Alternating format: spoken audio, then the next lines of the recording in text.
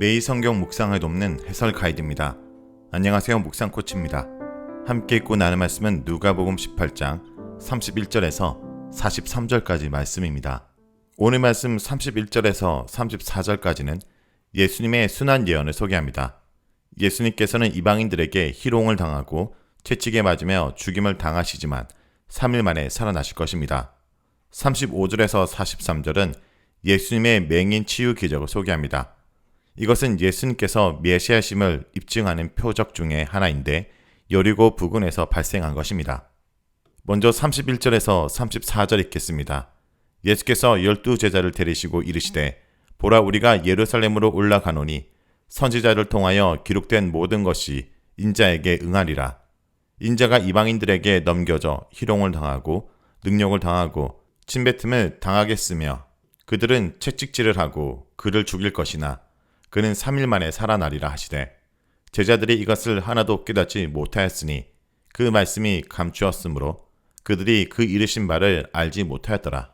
31절에서 34절은 고난 예언입니다. 예수님께서는 자신의 고난과 죽음을 예언하십니다. 또한 부활도 예언하십니다. 예수님의 죽음은 예기치 못한 것이 아니라 이미 예관된 대로 된 것입니다. 예수님께서는 자신의 죽음이 선지서의 성취라고 지적하십니다. 31절은 선지자들을 통하여 기록된 모든 것이 인자에게 응하니라 라고 기록되어 있습니다. 선지자들의 기록은 어느 부분을 가리키는 것일까요? 이 중에는 아마도 이사야 53장이 포함될 것입니다. 이 본문은 예수님께서 세례 받으실 때 하늘에서 들린 하나님의 음성에 암시되어 있습니다. 너는 내 사랑하는 아들이라. 내가 너를 기뻐하노라. 여기서 내가 너를 기뻐하노라는 이사야 42장 1절에 나오는 내 마음에 기뻐하는 자를 연상시킵니다. 내가 붙드는 나의 종, 내 마음에 기뻐하는 자, 곧 내가 택한 사람을 보라. 내가 나의 영을 그에게 주었은즉 그가 이방의 정의를 베풀리라. 이사야 42장 1절에서 하나님께서 기뻐하시는 자는 곧 하나님의 종입니다. 이 종이 당하는 고난은 이사야 53장에 기록되어 있습니다. 그는 멸시를 당하고 버림을 받습니다. 그는 멸시를 받아 사람들에게 버림을 받았으며 강고를 많이 겪었으므로 질고를 아는 자라. 마치 사람들이 그에게서 얼굴을 가리는 것 같이 멸시를 당하였고 우리도 그를 기이 여기지 아니하였도다. 그는 또한 고난을 당합니다. 그는 실로 우리의 질고를 지고 우리의 슬픔을 당하였거늘 우리는 생각하기를 그는 징벌을 받아 하나님께 맞으며 고난을 당한다 하였노라. 예수님께서는 자신이 채찍에 맞을 것이라고 말씀하시는데 이것은 이사야 53장 5절이 언급하는 여호와의 종의 고난과 관련되어 있습니다. 그가 채찍에 맞음으로 우리는 남을 받았도다. 예수님께서는 자신이 죽임당할 것을 언급하시는데 이사야 53장 9절은 여호와의 종이 죽음당함을 언급합니다. 그의 무덤이 악들과 함께 있었으며 그가 죽은 후에 부자와 함께 있었도다. 예수님께서는 자신이 이방인들에게 넘겨줘 고난을 당하리라고 예언하시는데 이것은 시편 22편 16절의 내용일 것입니다. 개들이 나를 에워쌌으며 악한 무리가 나를 둘러 내 수족을 찔렀나이다. 여기서 개는 유대인들이 이방인을 가리킬 때 사용하는 표현입니다. 이러한 배경 속에서 시편 22편 16절은 이방인에게 손발이 찔리는 고난을 당하는 모습을 그리고 있습니다. 로마 군인들에 의해 십자가에 못 박히는 장면이 바로 그러한 모습입니다. 시편 22편은 예수님의 순환 과정 속에 성취됩니다. 예수님께서 십자가 위에 시편 22편 1절을 인용하시면서 이 점을 강하게 암시하십니다. 내 하나님이여 내 하나님이여 어찌 나를 버리셨나이까. 시편 22편 7절은 나를 보는 자는 다 나를 비웃으며 입술을 삐죽거리며 머리를 흔들며 라고 말합니다. 누가복음 22장 35절은 이 말씀대로 관리들이 예수님을 비웃었다라고 기록합니다. 관리인들은 비웃어 이르되 시편 22편 18절은 내 겉옷을 나누며 내 속옷을 제비 뽑나이다 라고 하는데 누가복음 23장 34절은 이 말씀의 성취를 기록합니다. 그들이 그의 옷을 나눠 제비를 뽑을세. 제자들은 예수님의 순환 예언을 이해하지 못하였습니다. 그 이유는 그 말씀이 감추어졌기 때문입니다. 그들은 구약 어느 구절을 예수님께서 염두에 두셨는지 파악하지 못했을 것이며 따라서 예수님께서 왜 순환을 당해야 하는지 이해하지도 못했을 것입니다. 또한 부활이라는 초자연적인 현상이 예수님께 발생하는 것도 이해하기 어려웠을 것입니다. 35절에서 43절 읽겠습니다. 여리고에 가까이 가셨을 때 한 맹인이 길가에 앉아 구걸하다가 무리가 지나감을 듣고 이 무슨 일이냐 물은데 그들이 나사렛 예수께서 지나가신다 하니 맹인이 외쳐 이르되 다윗의 자손 예수여 나를 불쌍히 여기소서 하거늘 앞서 가는 자들이 그를 꾸짖어 잠잠하라 하되 그가 더욱 크게 소리질러 다윗의 자손이여 나를 불쌍히 여기소서 하는지라. 예수께서 머물러 서서 명하여 데려오라 하였더니 그가 가까이 오매 물어 이르시되 내게 무엇을 하여 주기를 원하느냐. 이르되 주여 보기를 원하나이다. 예수께서 그에게 이르시되 보라 내 믿음이 너를 구원하였느니라 하시매 곧 보게 되어 하나님께 영광을 돌리며 예수를 따르니 백성이 다 이를 보고 하나님을 찬양하니라. 35절에서 43절은 맹인의 치유에 대한 내용입니다. 맹인은 예수님께서 자신의 눈을 뜨게 할 수 있는 메시아임을 믿었습니다.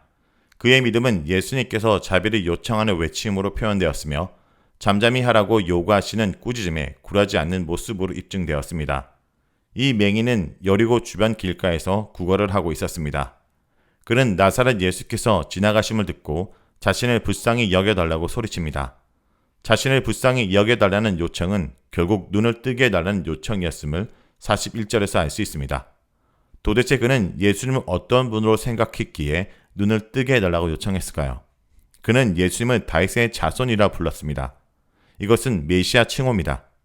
그러므로 그는 예수님을 메시아라고 믿은 것입니다. 그는 이미 예수님의 간에서 들은 바가 있었을 것입니다. 이 들음을 통해 그는 예수님께서 메시아이심을 믿게 된 것입니다. 그는 메시아가 맹인의 눈을 뜨게 하리라 라고 믿었기에 예수님께 자신의 눈을 뜨게 해달라고 요청할 수 있었습니다. 메시아가 할 수 있는 일로 기대된 것 중 하나가 맹인의 눈을 뜨게 하는 일입니다. 누가복음 7장 22절은 이것을 확실히 언급합니다. 세례 요한이 제자들을 보내어 예수님께서 메시아인지를 질문하셨을 때 예수님께서는 맹인 치료를 증거로 언급하십니다.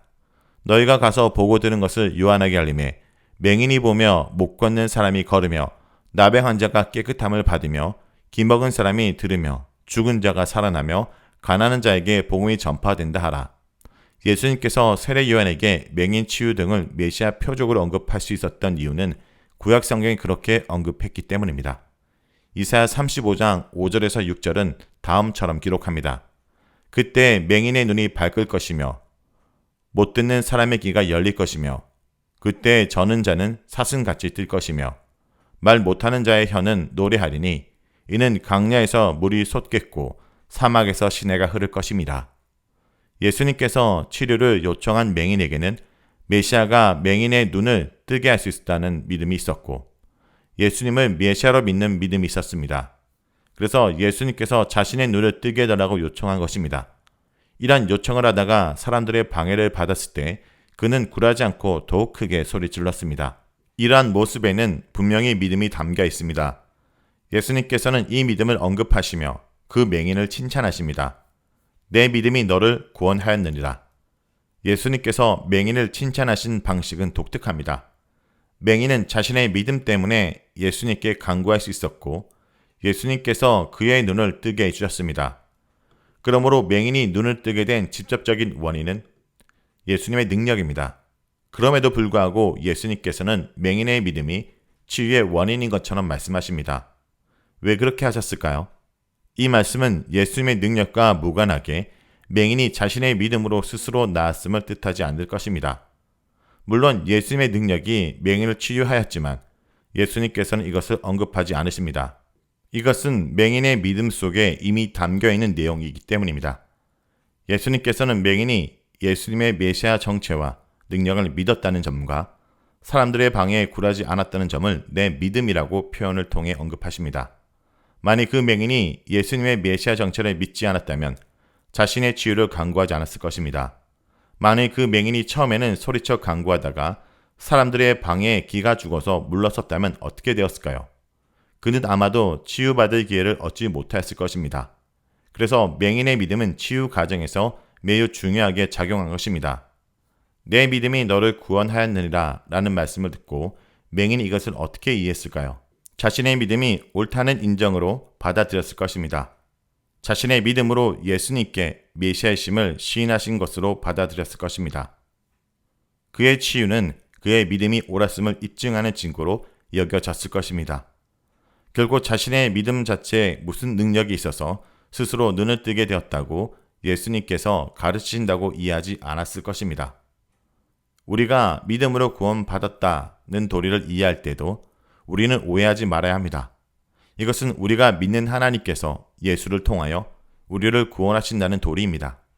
믿음은 구원의 필요의 조건이긴 하지만 믿음 자체로 구원의 충분 조건이 되지는 못합니다.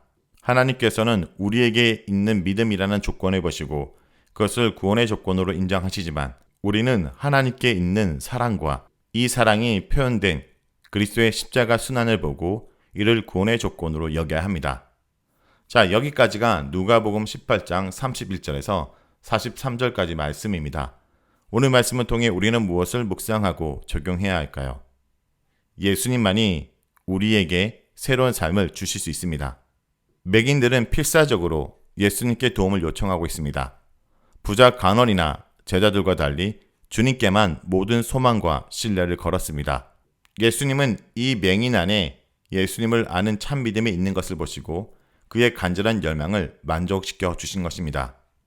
맹인이 예수님을 향해 다윗의 자손이라고 부른 것은 누가복음에서 처음으로 고백되어진 표현입니다. 그는 비록 앞을 볼 수 없었지만 하나님이 예수님께 다윗의 왕권을 주신 것을 볼 수 있는 믿음이 있는 사람이었습니다. 성도 여러분, 오직 예수님만이 우리에게 새로운 삶을 주실 수 있다는 것을 보고 믿는 주의 백성들이 되길 간절히 기도드립니다.